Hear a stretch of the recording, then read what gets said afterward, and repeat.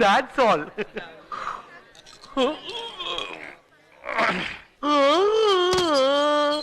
കുറച്ചുകൂടെ നീട്ടി ചിഹ്നം വിളിക്ക്. അത് കേട്ടിട്ടെങ്കിലും രണ്ട് കക്ഷികളൊന്ന് കേറട്ടെ. താൻ ഞങ്ങളങ്ങനെ കൊച്ചാക്കൊന്നും വേണ്ട. ഈ അഡ്വക്കേറ്റ് ജയകൃഷ്ണനും അദ്ദേഹത്തിന്റെ ജൂനിയറായ അഡ്വക്കേറ്റ് പൊന്നപ്പനും കേസുകളില്ലാത്തതേ ഞങ്ങൾ കേസുകൾ എടുക്കാത്തോണ്ടാ. ഇപ്പൊ തന്നെ ഈ ആലത്തൂർ കൊലക്കേസ് വന്നിട്ടേ ജയകൃഷ്ണൻ സാർ അത് എടുത്തില്ല. അതിനാ കേസ് രാധിക മേഡത്തിനാണല്ലോ വന്നത്. അതെ, അതുകൊണ്ടുള്ള കേസ് എടുക്കാഞ്ഞേ. അതേതായാലും നന്നായി. തന്റെ ഈ ജയകൃഷ്ണൻ സാറ് ആദ്യമായി വാദിച്ച കേസിന്റെ കഥയറിയോ? അദ്ദേഹത്തിന്റെ വാദം കേട്ട് അങ്ങേരുടെ കക്ഷി കോടതിയിൽ വെച്ച് ഹാർട്ട് അറ്റാക്ക് വന്ന് ചത്തു. ഒബ്ജക്ഷൻ. എന്റെ ഒബ്ജക്ഷൻ സക്സസ് ആവില്ലേ? ഇനി ഒബ്ജക്ഷൻ ഒബ്ജക്ഷൻ എന്ന് പറഞ്ഞ എന്റെ മുഖത്ത് തുപ്പിയാലുണ്ടല്ലോ. എടോ, ആ കക്ഷിക്ക് ഹാർട്ട് അറ്റാക്ക് വന്നത് സാറിന്റെ വാദം മോശമായതുകൊണ്ടല്ല, അദ്ദേഹത്തിന്റെ കക്ഷിക്ക് വാദരോഗം ഉണ്ടായതുകൊണ്ടാ. വാദരോഗമുള്ളവർക്ക് ഹാർട്ട് അറ്റാക്ക് വരും. ആ കക്ഷിക്ക് ഹൃദയത്തിലായിരുന്നു വാദം, ഹൃദുവാദം. വേറെയും രണ്ട് കേസ് വാദിച്ചിട്ടുണ്ടല്ലോ നിന്റെ സാറ്. അതെ, ആ രണ്ട് കക്ഷികൾ ഇന്ന് സെൻട്രൽ ജയിലാണ്. അവർ വളരെ സന്തോഷത്തിലാണ്. ജയിലിൽ കിടക്കുന്നതുകൊണ്ടോ? അല്ല, അവർക്ക് ഹാർട്ട് അറ്റാക്ക് വന്നില്ലല്ലോ. എന്താ? ഞങ്ങളൊരു കേസിന്റെ കാര്യത്തിന് വന്നതാ. അയ്യോ, അവരും ജയകൃഷ്ണൻ സാർ അകത്തൊരു പ്രമാദമായ കേസ് പഠിച്ചോണ്ടിരിക്കുക. പഠിച്ചോട്ടെ, അദ്ദേഹത്തെ ശല്യപ്പെടുത്തണ്ട. ഞങ്ങൾ അഡ്വക്കേറ്റ് രാധികയെ കാണാൻ വന്നതാ. അതെ, സംഗതി രാധിക നല്ല അഡ്വക്കേറ്റ് ഒക്കെ തന്നെയാ, കാണാനും കൊള്ളാം. പക്ഷേ ഫീസിന്റെ കാര്യത്തിൽ ഭയങ്കര കത്തിയാ. ജയകൃഷ്ണൻ സാറിന് ഫീസും കുറവാ. പോരാത്തതിന് ഓണം പ്രമാണിച്ച് ഫീസിൽ 50% വിലക്കുറവുണ്ട്. അതിന് ഓണം കഴിഞ്ഞിട്ട് 2-3 മാസമായില്ലേ? പക്ഷെ വിലക്കുറവ് പിൻവലിച്ചിട്ടില്ല. മാത്രല്ല, ഇപ്പൊ കേസ് ഏൽപ്പിച്ച ഒരു ഫ്രീ ഗിഫ്റ്റ് കിട്ടും. അറിയാം, സെൻട്രൽ ജയിലല്ലേ.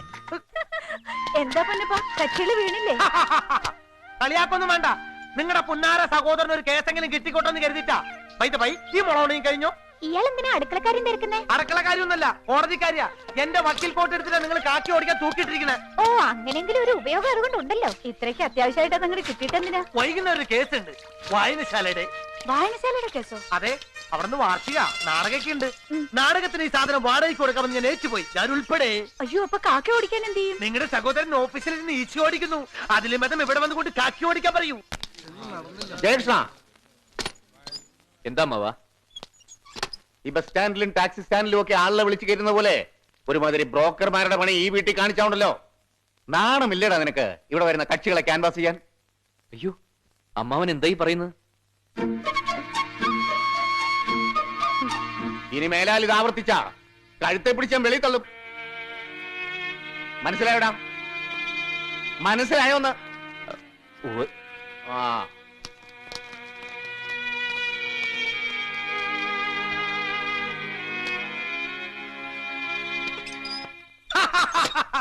I am sorry. ജയേട്ടന്റെ ബുദ്ധിമുട്ടുകൾ എനിക്ക് അറിയാവുന്നുണ്ട്. ഒരു കേസെങ്കിലും ജയേട്ടന് കിട്ടിക്കോട്ടെ എന്ന് കരുതിയാ ഞാൻ ക്യാൻവാസിംഗിന് ഇറങ്ങിയത്. ഇത്രയും ആളുകളുടെ മുമ്പിൽ വെച്ച മനുഷ്യന്റെ വായിൽ കൂടി കേൾപ്പിച്ചപ്പോ നിനക്ക് തൃപ്തിയായില്ലടാ? തൃപ്തിയായി സാറേ, എനിക്ക് സന്തോഷായി. ഇപ്പോഴെങ്കിലും സാർ ഇത് ചെയ്തല്ലോ. മനസ്സ് നിറയിപ്പോ സന്തോഷ. എന്റെ കണ്ണുകൾ എനിക്ക് വിശ്വസിക്കാൻ കഴിയുന്നില്ല.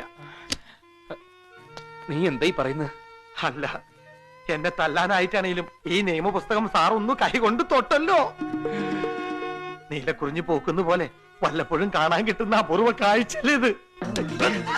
നീലക്കുറിഞ്ഞല്ല, നിന്റെ കൊരണവള്ളി ഞാൻ ഞെക്കി പൊട്ടിക്കും.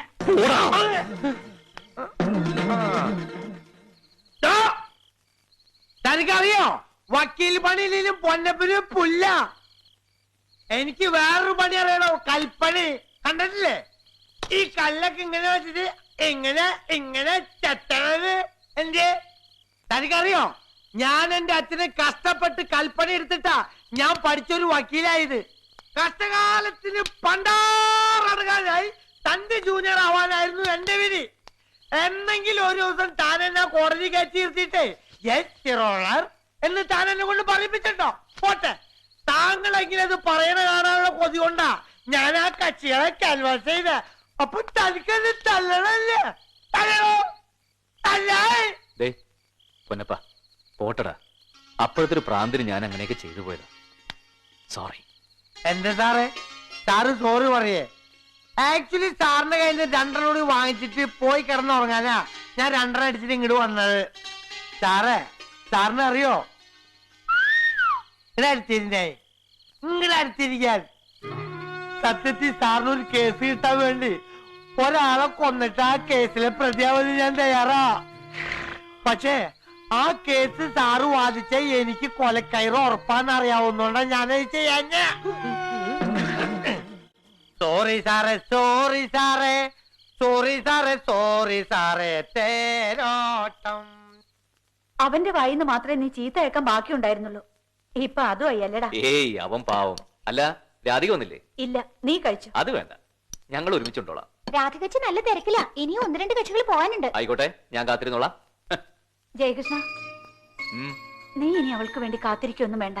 അന്നത്തെ കാലത്ത് നിന്റെ പഠിപ്പ് ഉത്സാഹമൊക്കെ കണ്ടപ്പോ രാധികയെ നിനക്കായി വെച്ചതാ. പക്ഷെ ഇപ്പോ അതിനെന്താ ഇപ്പോ? ഞാൻ നന്നായി തന്നെ പഠിച്ചില്ലേ, വക്കീലായില്ലേ? ആയി. പക്ഷെ അതേ കോളേജിൽ തന്നെ അവളും പഠിച്ചതും വക്കീലായതും. അവക്ക് ധാരാളം കേസുകളും ഉണ്ട്. നീയോ? ചേച്ചി എന്തായി പറയണേ? ഏട്ടൻ പോയി രാധികച്ചി വിളിക്ക. എത്ര തിരക്കാണെങ്കിലും ഏട്ടൻ വിളിച്ച രാധികച്ചി അപ്പ വരും.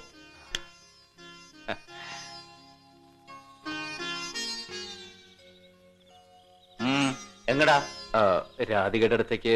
അവൾ അവിടെ ഒരു കേസിന്റെ ചർച്ചയിലാ. ഉവ് അറിയാം. പിന്നെന്തിനാ അങ്ങോട്ട് പോണേ? എന്തെങ്കിലും ചർച്ച ചെയ്യാനുണ്ടോ? ഉണ്ട്, ഒരു കാര്യം ചർച്ച ചെയ്യാനുണ്ട്. തുണ്ണുന്ന കാര്യല്ലേ? നല്ലപോലെ ചാറൊഴിക്കുക, പിന്നെ അങ്ങോട്ട് കുഴച്ചുരുട്ടി അണ്ണാക്കിലോട്ട് തള്ളുക, അത്രേ ഉള്ളു കാര്യം. പോയുണ്ടോളൂ, അവളെ ഉപദ്രവിക്കണ്ട.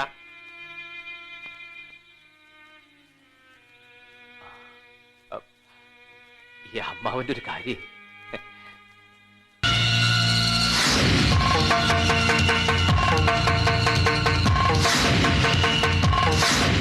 യെസ് ഡോക്ടർ സിയ. ഓക്കെ, 10 മണിക്ക് വന്നോളൂ. മാഡത്തിന്റെ ഒരു ഫ്രണ്ട് കാണാൻ വന്നിട്ടുണ്ട്. ആര്?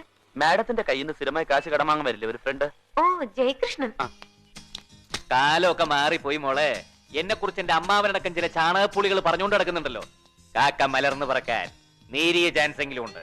പക്ഷെ അഡ്വക്കേറ്റ് ജയകൃഷ്ണൻ രക്ഷപ്പെടാൻ ആ ചാൻസ് പോലും കാണുന്നില്ല. ഏതാനും ദിവസങ്ങൾക്കുള്ളിൽ ഒരു വാർത്ത കെട്ടി ഇവരൊക്കെ ഒന്ന് ഞെട്ടും. അഡ്വക്കേറ്റ് ജയകൃഷ്ണന്റെ കഴിവുകൾ അംഗീകരിക്കുന്ന വാർത്ത എല്ലാ പത്രങ്ങളിലും വരും, ഫ്രണ്ട് പേജിൽ വിത്ത് ഫോട്ടോ.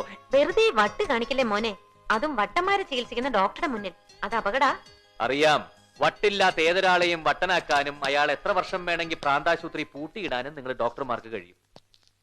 അങ്ങനെ ചതിക്കുഴിയിൽ വീണുപോയൊരു ഹതഭാഗ്യനുണ്ട്.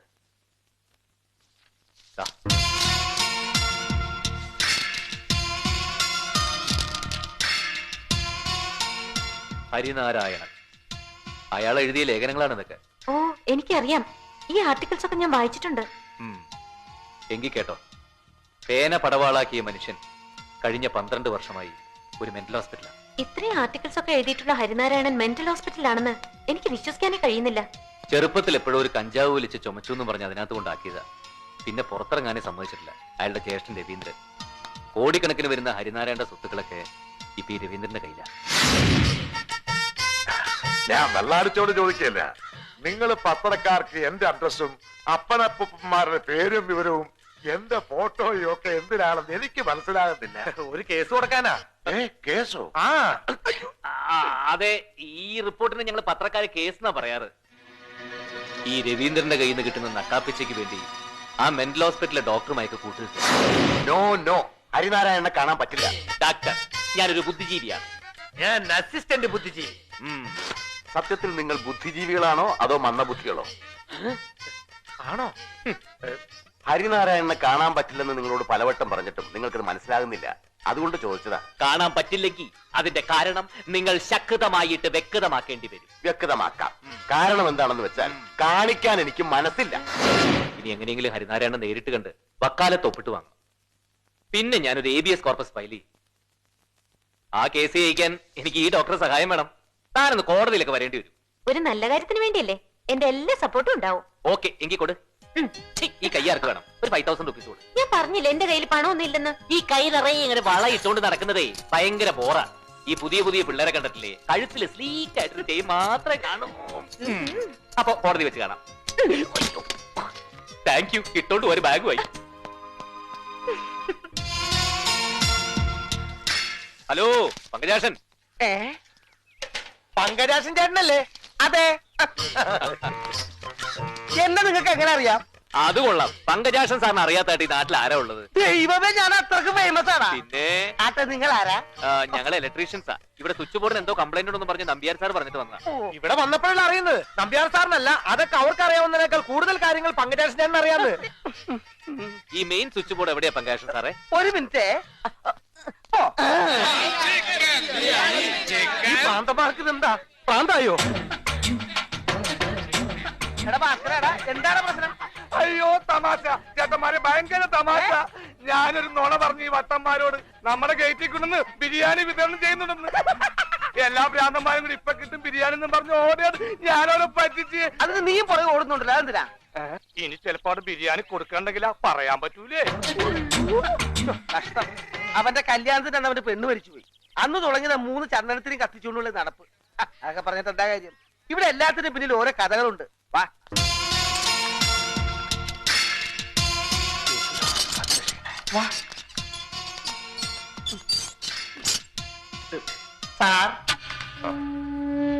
സാറേ, ഇവര് ഇലക്ട്രീഷ്യൻസ്മാരികളാ. മെയിൻ സ്വിച്ച് കുറച്ചു നേരത്തേക്ക് ഓഫ് ചെയ്യും. അതിന് സാറിന്റെ അനുവാദം ചോദിക്കാൻ വേണ്ടി വന്നതാ. കൂട്ടത്തിൽ സാറിനെ ഇവർക്ക് പരിചയപ്പെടണമെന്നും പറഞ്ഞു.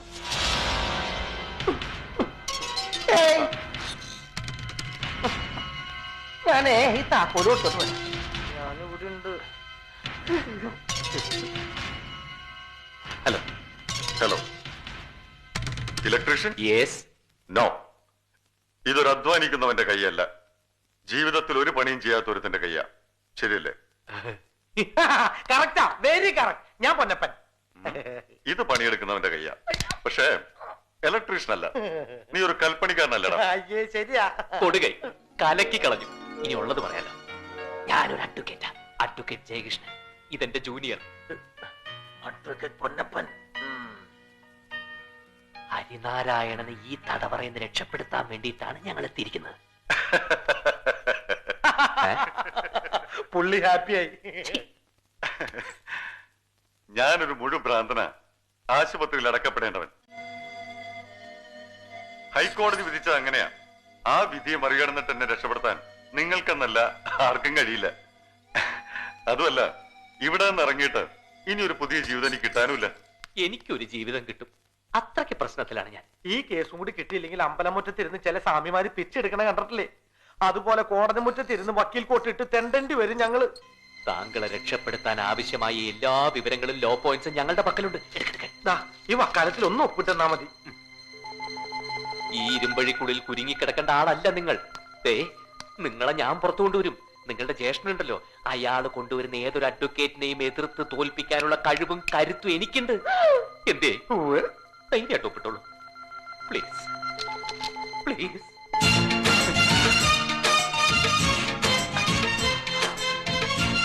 മതി മതി, ഇത് മതി. ഈ ഒറ്റ പോയിന്റ് മതി എനിക്ക് അവനെ പുറത്തിറക്കാൻ. താങ്ക് യു മോളെ. എന്താ താങ്ക് യു മോളേന്ന്. ഈ പേജ് കൂടെ ഒന്ന് നോക്കിയേ. ഈ ഡോക്ടർക്ക് എവിടെ നിന്ന് കിട്ടുന്നു ഈ പെർഫ്യൂം ഒക്കെ? ഓരോ ദിവസം ഓരോ മണ. കോബ്ര അല്ല. പോയ്സൺ അല്ല.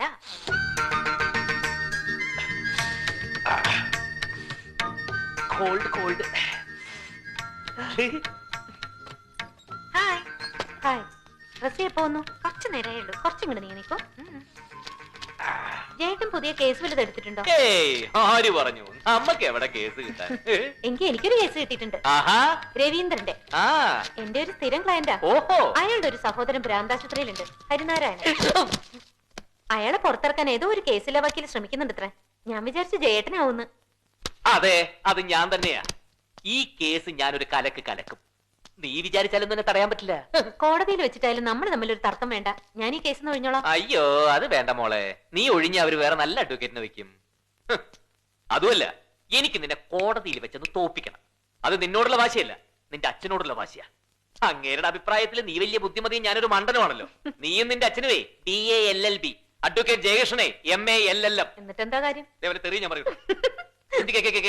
എടി, നിന്നേക്കാ 100 മടങ്ങ് ബുദ്ധിയും ശക്തിയും എനിക്കാണെന്നുള്ളതേ നിന്റെ അച്ഛന്റെ മുമ്പിൽ ഞാൻ തെളിയിക്കും. എന്നിട്ട് നിന്റെ കഴുത്തിൽ ഞാൻ താലി കെട്ടു. അപ്പൊ ഞാൻ ഒരുപാട് കാലം കാത്തിരിക്കേണ്ടി വരും.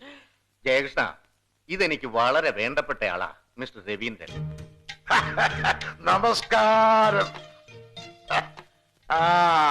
ഞാൻ വെള്ളാടിച്ചോട് പറയില്ല, ഞാനൊരു കോടീശ്വരനാ. എല്ലാ സൗഭാഗ്യങ്ങളും എനിക്കുണ്ട്. 2 ശാപങ്ങളെ എന്റെ ജീവിതത്തിലുള്ളൂ. അതിലൊന്ന് ഈ മദ്യപാനമാ. രണ്ടാമത്തേത് എന്റെ സഹോദരൻ. താൻ ഭ്രാന്താശുപത്രിയിൽ പോയി കണ്ടില്ലേ, ഹരിനാരായണൻ. ഓ, നമ്മളിതിനു മുമ്പ് എവിടെ വെച്ചോ കണ്ടിട്ടുണ്ടല്ലോ. ഇല്ലല്ലോ. ആ ചിലപ്പോ ഞാൻ വെള്ളം അടിച്ചോണ്ട് തോന്നുന്നതായിരിക്കും അല്ലേ? അതെ അതെ. പക്ഷേ ഇത് ഞാൻ വെള്ളം അടിച്ചോണ്ട് പറയുന്നതല്ല. ഹരിനാരായണൻ ഭ്രാന്തനാ. അവനെ ഭ്രാന്താശുപത്രി കടത്തിയിരിക്കുന്നത് ഞാനാ. അവൻ പുറത്തിറങ്ങിയ അതെനിക്ക് ആപത്താ. ജ്യേഷ്ഠൻ ചോദിക്കുന്ന പണം ഞാൻ തരാം. ഈ കേസ് കുത്തിപ്പോക്കരുത്. എനിക്ക് കാശിന് ഒരുപാട് ആവശ്യമുണ്ട്. കൊള്ളാം. പക്ഷെ ഈ കേസ് ഞാൻ കുത്തിപ്പോക്കും. വേണ്ട, ആ കേസ് അങ്ങ് വിട്ടേരെ. ഇല്ലമ്മ, ഞാൻ ആ കേസ് ഏറ്റെടുത്തു പോയി. ഞാൻ മിസ്റ്റർ രവീന്ദ്രന് വാക്ക് കൊടുത്തു കഴിഞ്ഞു. ജയകൃഷ്ണ കേസ് എടുക്കുന്നില്ല, മനസ്സിലായോ? അമ്മാവൻ എന്നോട് ക്ഷമിക്കണം. ഇക്കാര്യത്തില് എന്നെ നിർബന്ധിക്കരുത്. എടോ ജയകൃഷ്ണ, മനുഷ്യനായ കുറച്ചൊക്കെ നന്ദി വേണം. തന്റെ അമ്മാവനല്ലേ തന്നെ വളർത്തി വലുതാക്കിയത്. അങ്ങേര് പറഞ്ഞാൽ താൻ അനുസരിച്ചേ പറ്റൂ. ഇല്ലെങ്കിൽ തല്ലി അനുസരിപ്പിക്കും. അയ്യോ, അതൊക്കെ നിങ്ങൾക്ക് വലിയ ബുദ്ധിമുട്ടാവില്ലേ? എനിക്കൊരു ബുദ്ധിമുട്ടുമില്ല. ആളുകളെ തല്ലിക്കൊക്കെ എന്റെ സ്ഥിരം ഏർപ്പാടാ. എന്നത്തെ എനിക്ക് അറിയാഞ്ഞിട്ടാ. കുടിച്ചാ മൂക്കറ്റ കുടിക്കും, സ്നേഹിച്ചാ മൂക്കറ്റ സ്നേഹിക്കും, ഉപദ്രവിച്ചാ മൂക്കിടിച്ചു പരത്തും. എടഞ്ഞാ രവീന്ദ്രൻ ചെറ്റയാ, വെറും ചെറ്റ. ആണോ? എങ്കിൽ ഇറങ്ങി പോടോ ചെറ്റേ. എടോ വേണോനെ, താൻ എന്ത് പറഞ്ഞാലും തന്റെയും മരുമകൻ അനുസരിക്കും താൻ വിയം മുഴക്കിയല്ലോ. എന്നിട്ടിപ്പോ എന്തായി? ഇനിയും ഞാൻ ഇവിടെ നിന്നാൽ തന്റെ ഈ മരുമകൻ കുലിച്ചു നിർത്തി പൂട്ടലിനിരിക്കണം ഞാൻ കാണേണ്ടി വരും. വിഷപ്പാടിന് ഞാനോ താൻ നിയമം പഠിപ്പിച്ചത്. പാല് കൊടുത്ത കൈക്ക് തന്നെ അവൻ വെള്ളം കിടും. അയ്യോ, സോറി, അറിഞ്ഞോണ്ടല്ല, മനഃപൂർവ്വല്ലേ. എടാ, എന്നോട് കളിച്ചാലോട്ടല്ലോ. നിന്റെ ഈ കറുക്കലം പുറത്തെ മോന്ത് ഞാൻ ഇടിച്ചുടച്ചു കളയും. അപ്പോ മുന്നോട്ട് പോകാൻ തന്നെ തീരുമാനിച്ചു? അതെ, വാശിക്കൊള്ളാം. പക്ഷേ കോടതിയിൽ നിനക്ക് നേരിടേണ്ടി വരുന്നത് എന്റെ മകളെയാണ്, അഡ്വക്കേറ്റ് രാധികയെ. അവളുടെ മുന്നിൽ നീ തോറ്റു തുന്നം പാടും ജയകൃഷ്ണ. എനിക്ക് പേടിയൊന്നുമില്ല. ഞാൻ പഠിച്ചിട്ടുള്ള നിയമങ്ങളൊക്കെ തന്നെയല്ലേ അവളും പഠിച്ചിട്ടുള്ളത്. ഈ കേസിൽ നീ കോടതിയിൽ രാധികയോട് ഏറ്റുമുട്ടിയാൽ ജയിക്കണം. ജയിച്ചു വന്നാൽ അടുത്ത നിമിഷം അവളെ നിന്റെ കയ്യിൽ ഏൽപ്പിക്കും. അവളോട് നീ തോറ്റാൽ പിന്നെ രാധികയുടെ കാര്യവും പറഞ്ഞ് എന്റെ മുന്നിൽ വരരുത്. എന്താ, സമ്മതമാണോ? സമ്മതം.